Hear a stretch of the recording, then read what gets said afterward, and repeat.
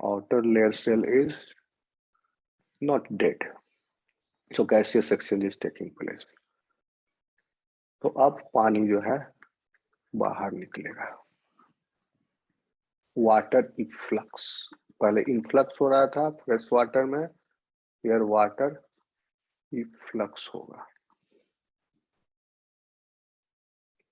और loss of ion हो रहा था फ्रेश वाटर में, सी वाटर में सॉल्ट ज्यादा है, तो gain of ion will take place.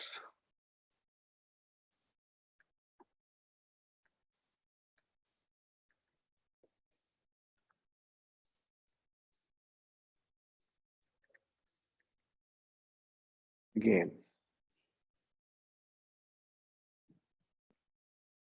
ठीक है। यहाँ पे कोई दिक्कत है समझने में?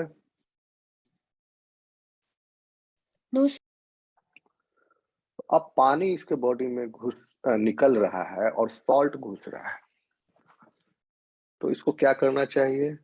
इसका यूरिन कैसा होना चाहिए? पानी निकल रहा है तो पानी इसको बचाना है, रिटेन करना है बॉडी में, तो urine should be concentrated. Okay, urine should be in low volume and concentrated it is. क्यों कंसंट्रेटेड होगा? क्योंकि गेन ऑफ आयन हो रहा है बाहर से कंटिन्यूअसली। अगर ये बाहर ज्यादा मात्रा में सॉल्ट को नहीं एक्सक्रीट करेगा तो इसका ऑस्मोटिक प्रेशर बढ़ जाएगा अंदर। गेन आ रहा है कंटिन्यूअस, तो यूरिन अब इसका उल्टा हो जाएगा, हाईली डाइल्यूट की जगह हाईली कंसंट्रेटेड। हाई वॉल्यूम की जगह, हाई वॉल्यूम अगर करेगा तो वाटर तो पहले ही जहां से लॉस हो ही रहा है, यूरिन से भी वाटर लॉस हो जाएगा, तो ये मैकेनिज्म इसका फेल कर जाएगा। तो what is the nature of urine here is now highly concentrated and low volume. अब देखिए इसमें इसको मदद कर रहे हैं, पहले ये 3 ऑर्गन देखिए, गिल्स कैसे कर रहा है जो फ्रेश वाटर में कर रहा है, गट कैसे कर रहा है, फिर बाद में हम अदर्स बताएंगे। फ्रेश वाटर में gill was uptaking salts here, in the sea water gill is secreting salts, active process है, these are the active process। ऐसे बता दिए, अब एक्टिव गिल्स आर एनर्जी खर्च करके ये सॉल्ट को बाहर निकाल रहा है, गेन ऑफ सॉल्ट लगातार हो रहा है। गिल निकाल रहा है सॉल्ट को और किडनी निकाल रहा है सॉल्ट को यूरिन में, हाईली कंसंट्रेट करके। ठीक, यहां तक दिक्कत है?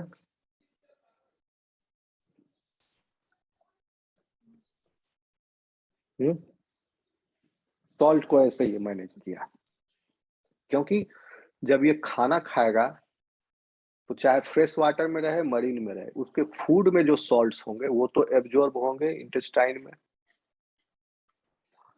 तो गट यहां पर भी सॉल्ट्स को एब्जॉर्ब कर रहा है। Gut absorbs ion during feeding. Fresh water में भी gut was absorbing ion during feeding. खाना तो दोनों खाएगा, तो पचेगा तो एब्जॉर्ब यहाँ भी होगा, एब्जॉर्प्शन वहां भी होगा। लेकिन in addition to this what gut is doing here, ions को एब्जॉर्ब करने के साथ साथ plus gut is also absorbing water.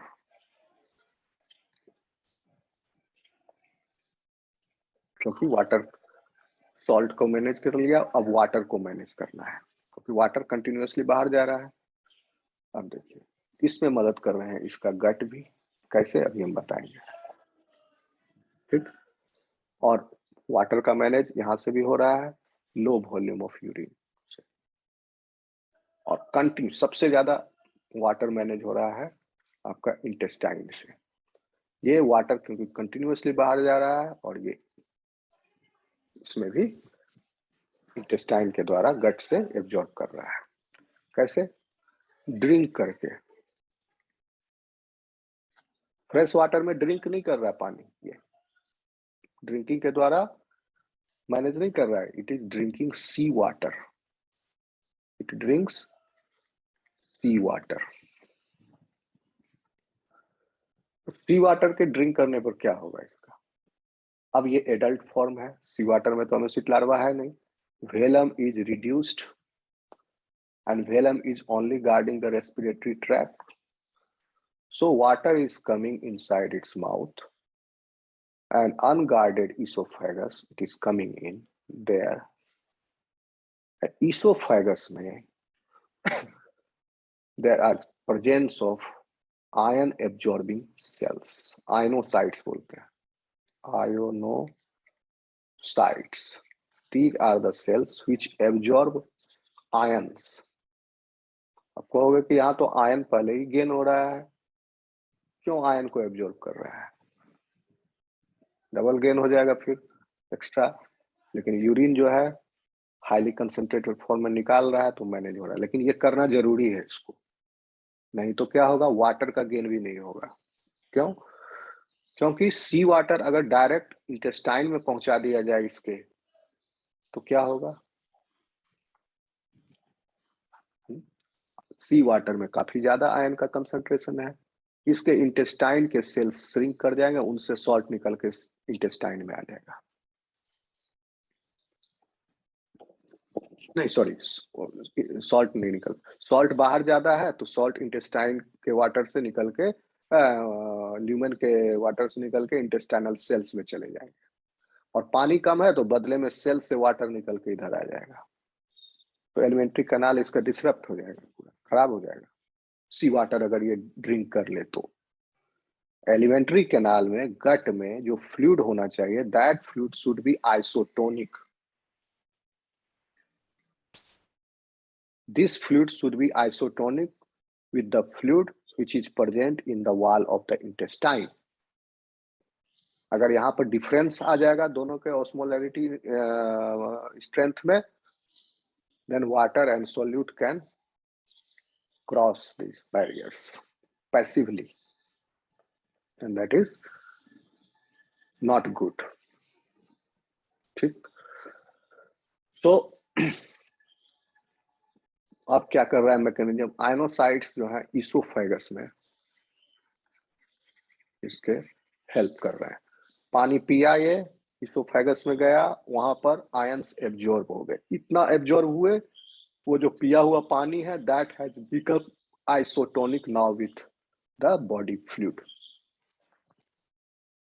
That sea water which this animal has drunk just now drunk is now converting into the isotonic solution with its body fluid,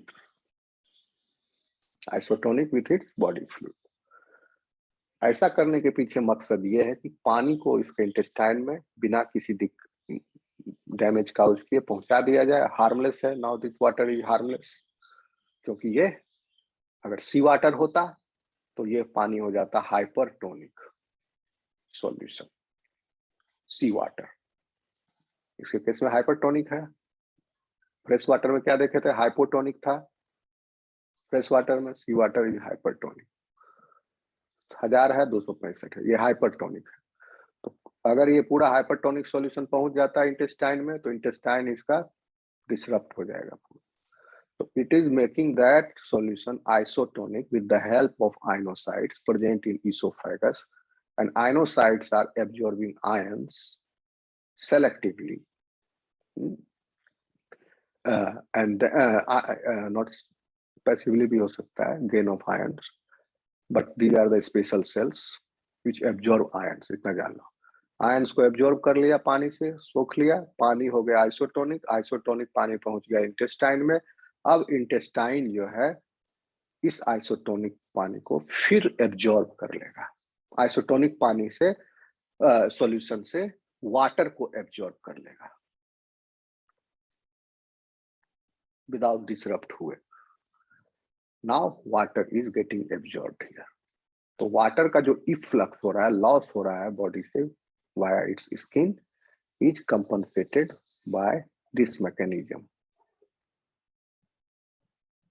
that animal is drinking continuously water when it is in uh, sea.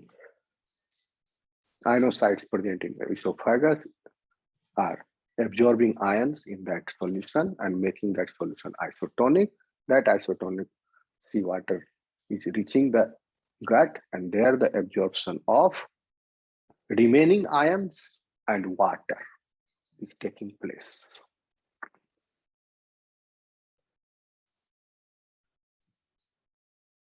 आया समझ में?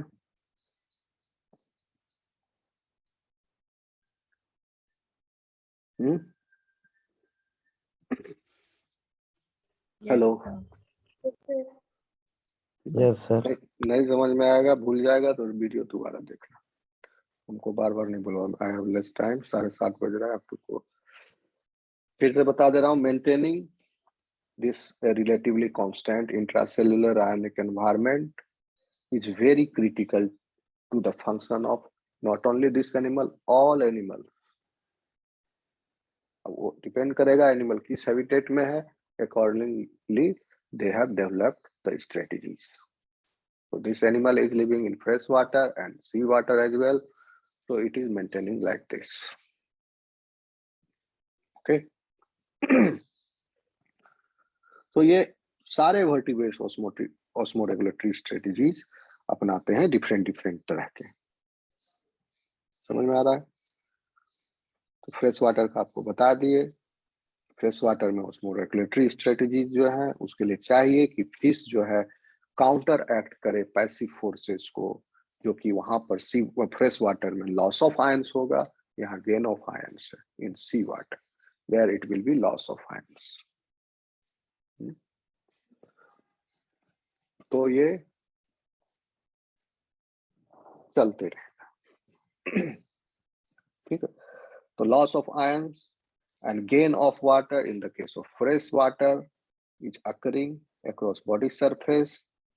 ठीक है, body surface में दोनों आ गए, गिल और skin. तो बेसिक मैकेनिज्म इसका जस्ट डिस्कस किए, काउंटर एक्ट कर रहा है पैसिव फोर्सेस को, किसके द्वारा? एक्टिव फोर्सेस जो है एम्प्लॉय किया स्ट्रेटजी। ठीक है, तो लैम्प्रे जो स्ट्रेटजी अप्लाई कर रहे हैं in the fresh water teleost fish भी सेम स्ट्रेटजीज अप्लाई कर रहे हैं।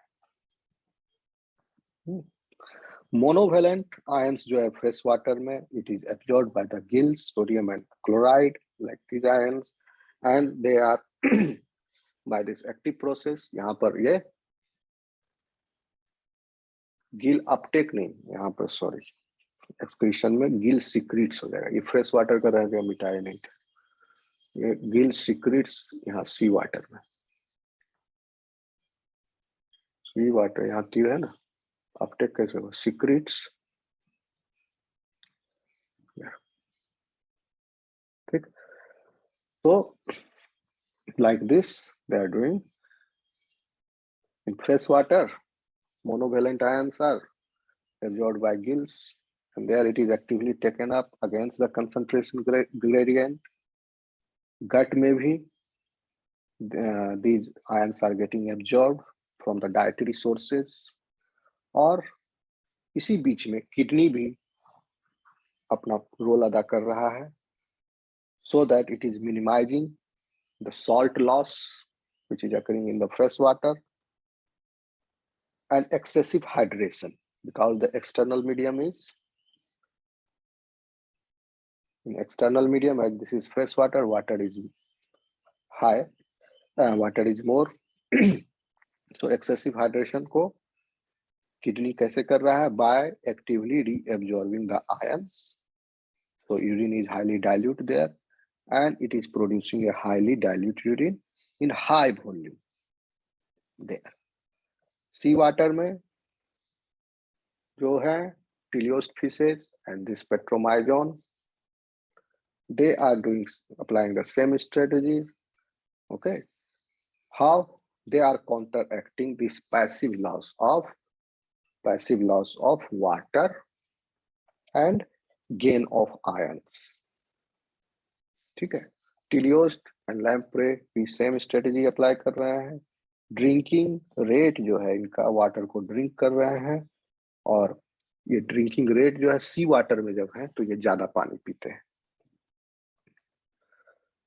फ्रेश वाटर के बनस्पत। तो once this water is taken in via buccal cavity, involve हो गया माउथ से, माउथ इन्वॉल्व है, ओके। तो oesophagus of this animals absorb ions from the ingested water. ठीक, क्यों? क्योंकि ल्यूमिनल ऑस्मोलैलिटी को रिड्यूस करना है, so that it is nearly isoosmotic with the plasma, which then allows for uptake of water by the intestine. And there is one mechanism that is called a solute linked water transport. By this mechanism, it is absorbing. उतना लिखने की जरूरत नहीं है, आप सिर्फ लिख दोगे यहाँ पर यही कि once water is taken in, the esophagus of the feces absorb ions from the ingested water to reduce luminal osmolality so that it is nearly isoosmotic with the plasma, which then allows for uptake of water by the intestine. That's all. Full stop. उसके बाद लिखोगे excess amount of absorbed monovalent ions like sodium and chloride are then actively excreted by the gills.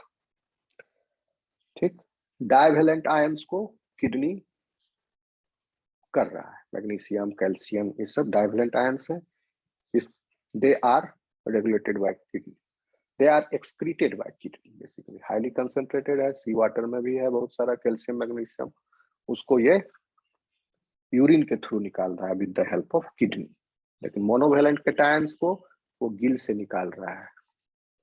Excretion, ये excretion नहीं कहा जाएगा, secretion कहा जाएगा। यहाँ एक्सक्रीशन कहा जाएगा क्योंकि यहाँ पर वेस्ट प्रोडक्ट भी साथ में है इन एडिशन टू दैट। आ रहा समझ में?